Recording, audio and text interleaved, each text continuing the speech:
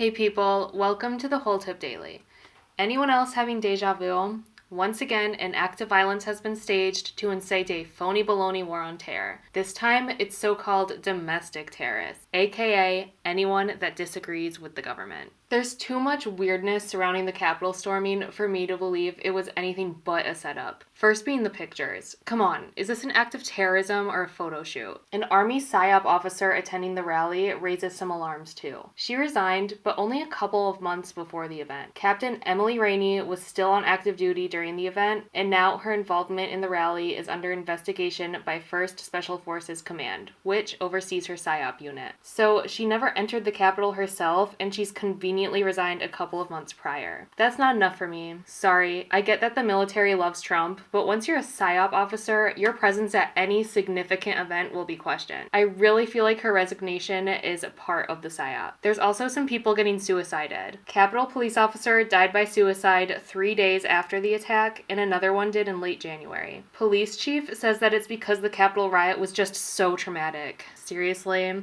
The entirety of a cop's job is kind of traumatic. You're telling me this was the final straw? The first cop who died, Liebengood, was 51, so he was set to retire in only 4 years. Neither family has been willing to comment, and Liebengood's declined requests for an interview through their attorney. And what about the Capitol rioter who killed himself with a shot to the chest? Strange way to go about that. What's even stranger is that the only charge against him was unlawful entry. That's a misdemeanor, and all he was facing was a max of 180 days in jail and $1,000 of fines.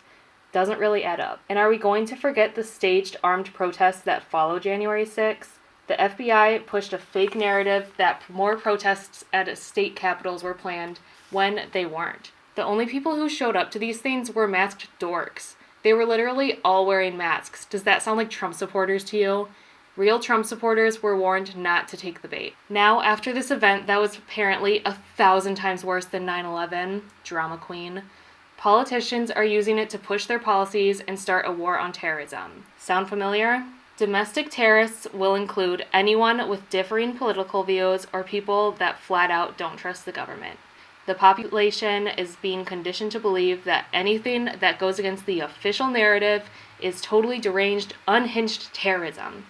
Kiss your freedom of speech and freedom of thought goodbye. Too dangerous. Have you heard of the term information war? That's been the haps for a while, but the Capitol riot will give the government and big tech some huge wins. It's all such a stretch. I don't know anyone who's actually scared of these boogeymen domestic terrorists, besides AOC.